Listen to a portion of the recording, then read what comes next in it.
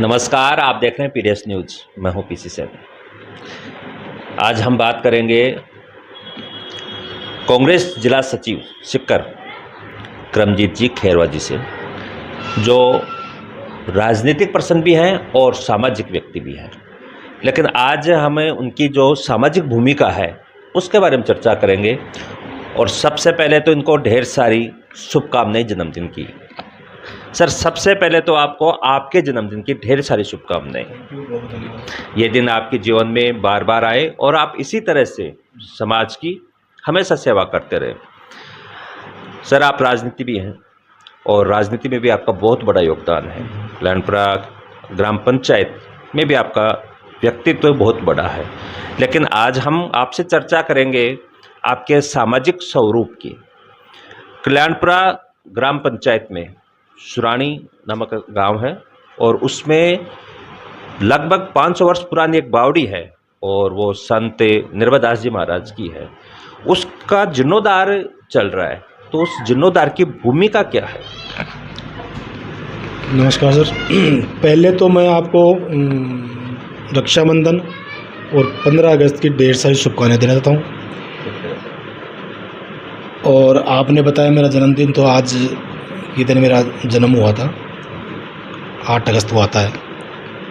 निर्भयदास जी महाराज की जो बावड़ी का निर्माण चालू किया गया, वो 6 मार्च को उसका मुहूर्त था। आज शायद ये 6वां महीना है उसका। और बावड़ी का काम सुचारू रूप से बढ़िया चल रहा है।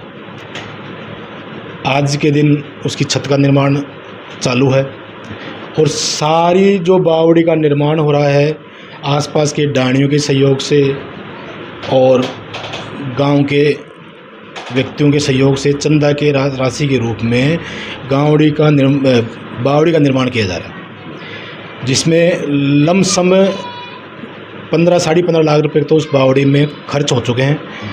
लेकिन जब तक वो बावड़ी तैयार होगी पूर्ण रूप से 30 लाख के समथिंग उसमें खर्चा आएगा। और एक बावड़ी के समीप ही एक पुरानी गुफा है, साथ साथ उसका भी जीर्णोद्धार के लिए एक बड़ा हॉल व छाया की व्यवस्था उसमें की जा रही है। और चंदे की राशि का और जो बावड़ी के निर्माण की हर मासिक मीटिंग होती है, 6 तारीख को रखी जाती है। हमारे उसके अध्यक्ष के रूप में हमारे सीताराम जो सीआई साहब हैं, उनको अध्यक्ष बना रखा है हम लोगों ने। उनके देख रेख में सारा काम होता है और मासिक 6 तारीख को मीटिंग होती है, जिसमें भाई कितना धन आया, कितना उसमें खर्च हुआ और आगे कितने पैसों की व्यवस्था और है, कौन कौन कहाँ जाके उसकी उगाई करेगा और पैसे की व्यवस्था करेगा। इसी में मीटिंग का आयोजन किया जाता है। और ऊपर वाले की दया से, बस्ती की दया से बढ़िया काम चल रहा है और जल्द ही बावड़ी निर्माण में पूर्ण हो जाएगा। सर, आपने कहा कि चंदे के सहयोग से पूरा काम अब तक चल रहा है और आगे भी जैसा आपने बताया कि चंदे के सहयोग से चलता रहेगा। लोगों की भावनाएं जुड़ी हुई है क्योंकि लगभग 500 वर्ष पुरानी है, ये संतों का धाम रहा है। और गांव वालों ने एक बीड़ा उठा रखा है जिसका नेतृत्व के इन लोगों के द्वारा किया जा रहा है।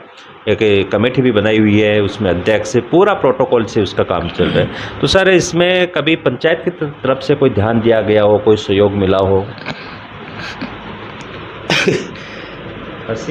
मैं तो आपको ये बताना चाहता हूँ कि सुरानी में जाने का जो रास्ता है, एक तो अपने साकोंडा जाते हुए होता है रास्ता, जो मेन रोड जो फकरनाथ के यज्ञ के टाइम में जो नई रोड बनी थी, और एक रास्ता जो आम डाणियों के लोग हमारे यहाँ से डेहर की डाणी होते हुए निकलते हैं। आप कभी जाके उस रास्ते का हाल देखिए। नरेगा से उसमें कितना बजट पास हुआ और कितना बजट उसमें लगाया गया। 4 महीने तो वहाँ उस डाणियों के जो आसपास, उस रास्ते के आसपास जो आदमी लोग रहते हैं, वो अपने घरों से बाहर नहीं आ सकते। ये स्थिति वहाँ बनी हुई है। आपने थोड़े दिन पहले एक जाट बाबा के पास ग्राउंड जीरो रिपोर्टिंग की थी, वो भी कल्याणपुरा गांव के नीचे रास्ता आता है। तो जब इन रास्तों की ये हालत है, तो आप क्या उम्मीद लगा सकते हो कि पुराने जो जीर्ण शीर्ण बावड़ी थी उसमें सरपंच ने या राज्य सरकार से कोई मदद मिली होगी? फ़िलहाल तो कोई मदद मिली नहीं। और भविष्य की हम कह नहीं सकते। इस बात सवाल पूछते आपको एससी आई तो मैं समझ गया उस एससी का मतलब क्या था। तो सर अब ये जो आपने रूपरेखा तैयार हुई है, कैसे क्या ख्याल आया कि भाई आप एक सामाजिक पर्सन हो, तो ये विचार कैसे आया कि ये जो नर्मदास जी महाराज की जो बावड़ी है, क्योंकि लगभग 500 वर्ष पुरानी है, काफ़ी समय से ये उसी अवस्था में थी, तो कैसे क्या ख्याल आया, विचार कैसे आया, इसकी भूमिका तैयार कैसे हुई कि भाई इसका जीर्णोद्धार करना है, क्योंकि ये वो मतलब धाम है, स्थान है जो संतों ने हमें दिए हैं और ये धीरे धीरे लुप्त हो रहा था। लेकिन ये एक बड़ी सोच है आप सब गांव वालों की कि आपने अपने स्तर पे इसको जीर्णोद्धार की सोची, तो ये विचार कैसे क्या पनपा हो दिमाग में? अभी 2-1 साल पहले जो काफ़ी बरसात से जो बावड़ी तो पहले भी दुर्घटनाग्रस्त थी, सारी टूटी हुई थी वो। अब बावड़ी के जस्ट ऊपर ही नर्मदास जी महाराज के, जिसको हम पगला बोलते हैं, उनका मंदिर है। बावड़ी करते करते ये पोजीशन आ गई, मंदिर भी गिरने की पोजीशन में आ गया। गांव वालों ने आगे होके जो भी राज्य सरकार से ज़रूरत थी पैसे की, कोशिश की, फाइल तैयार की, लेकिन उनके सोच के मुताबिक उसके में कुछ भी उनको नहीं मिला। तो गांव के जो बुज़ुर्ग आदमी हैं उन्होंने नई पीढ़ी का भी सहयोग किया, साथ लिया उनका, और बैठ के ये कहा यार अगर गवर्नमेंट से इसकी कोई सुविधा नहीं मिल रही तो कोई गांव कसम मरेड़ो थोड़ो है। तो सभी गांव वालों ने बैठ के चंदे के रूप में इस बावड़ी का निर्माण कराने का बीड़ा उठाया, और जो सफलतापूर्वक चालू है, और पूर्णतः बावड़ी का निर्माण हो जाएगा। 26 अगस्त को नर्मदास महाराज का भंडारे का आयोजन भी है, और ये मतलब काफ़ी पुराना मंदिर होने के नाते जो आसपास के डाणियों के दूर दराज के लोग हैं काफ़ी इसको मानते हैं, काफ़ी में आस्था है, इसलिए करवाने वाले कौन है? नर्मदास जी महाराज है। जैसा उन्होंने आज्ञा दी वैसे वो काम हो रहे हैं सर। तो सर अभी इस समय फिर जब जीर्णोद्धार हो रहा है तो गांव वालों का, आप सबका कैसा क्या माहौल है रहता है वहाँ पे? अब जैसे आप कह रहे हो कि छत गिरने वाली है, तो इस जीर्णोद्धार को लेकर सुरानी गांव की और आसपास के गांव के जो लोग जुड़े हुए हैं उस धाम से, जो आस्था रखते हैं, जो आस्था नहीं रखते उनका तो कहना ही क्या, लेकिन जो लोग आस्था रखते हैं उनके विचार कैसे क्या है, कैसा क्या उनको फील हो रहा है इस समय, उनकी प्रतिक्रिया कैसे क्या, आप मिलते होंगे उनसे? जी, गांव में तो ऐसा मुझे तो कोई लगता नहीं है, आदमी कोई 1-2% हो गए तो अलग बातें हैं, लेकिन सभी आस्था वाले आदमी हैं। और आज 6 महीने हुए काम चालू हुए, मैंने एनी टाइम 20-30 आदमी वहीं बैठे ही रहते हैं कि काम सही चल रहा नहीं चल, ठेकेदार माल सही लगा रहा नहीं लग रहा, भाई अपने खून पसीने के पैसे हैं, वो सही जगह पैसे लग रहे नहीं लग रहे। मगर गाँव वाले इतने अति उत्साहित हैं कि बावड़ी का निर्माण होने के बाद उनकी आगे की योजना ऐसी है कि बावड़ी के ऊपर एक बड़ा हॉल बना के लाइब्रेरी भी उसमें चालू करने का आगामी सोच है ये, जिसमें जो दूर दराज बच्चे जाते हैं, जैसे अजीतगढ़ जाते हैं, थोई जाते हैं, बच्चे वहीं रहें, उनको निःशुल्क लाइब्रेरी की सुविधा मिल सके। तो गाँव की पॉजिटिव थिंकिंग है और आगे की सोच है।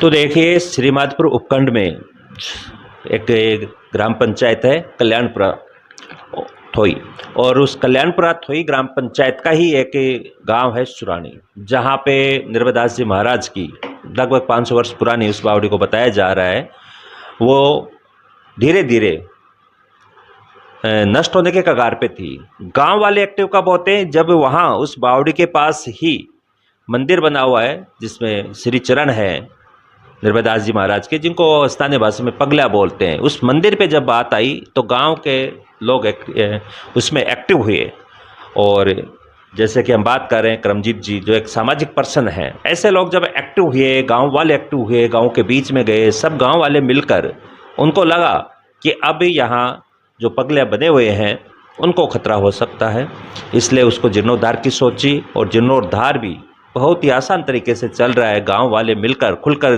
चंदा दान दे रहे हैं। जहां ना पंचायत ने कुछ करवाया, ना सरकार ने कभी ध्यान दिया, वहां आखिर अंत में आकर गांव वालों ने कमर कसी और पाई पाई जोड़कर जीर्णोद्धार की जो प्रक्रिया है उसको शुरू किया और बताया कि हर महीने मीटिंग होती है वहाँ पे, और मीटिंग में आगे की रूपरेखा तैयार होती है। और अब सबसे बड़ी बात यह है कि जीर्णोद्धार होने के बाद कि वहाँ पे लाइब्रेरी का प्रोजेक्ट भी है, क्योंकि सुरानी जो गांव है वो मेन रोड से काफ़ी अंदर की तरफ है और उधर के लोगों को या तो इधर अजीतगढ़ आना पड़ता है या नीम का थाना चौमू सापरा जाना पड़ता है लाइब्रेरी हो या फिर उच्च अध्ययन के लिए। अब जब उन बच्चों को, उन विद्यार्थियों को वहीं पर ये सब चीज़ें मिलेंगी तो निश्चित रूप से उनका आने जाने का समय बचेगा। तो ये सारी की सारी बातें हम हमारे चैनल पे कवरेज इसलिए कर रहे हैं कि एक अच्छी खबर है, ये एक पॉजिटिव है, ताकि और भी लोग इसे प्रभावित हों। अगर उनके भी गांव में, उनके भी क्षेत्र में अगर ऐसा कुछ है जो कि हमारे पूर्वजों से हमें मिला हुआ हो, या फिर कोई धार्मिक ऐसा स्थान हो, या किसी संत महाराज का कोई स्थान हो जो जिस पे सरकार ध्यान नहीं दे रही हो, जिस पे कोई पंचायत ध्यान नहीं दे रही हो, तो ऐसे लोग भी मिसाल हैं। जैसे कि सुरानी के जो लोग हैं, इन्होंने किया, जो कल्याणपुरा ग्राम पंचायत के जो सामाजिक पर्सन हैं, उन्होंने ये शुरुआत की है कि खुद सब लोग मिलकर थोड़ा थोड़ा इकट्ठा करके और उस जीर्णोद्धार को करवा रहे हैं। तो यही हमारा उद्देश्य था। सर, एक बार फिर से आपको आपके जन्मदिन की ढेर सारी शुभकामनाएं, और आपने कीमती समय दिया। Thank you. Thank you sir.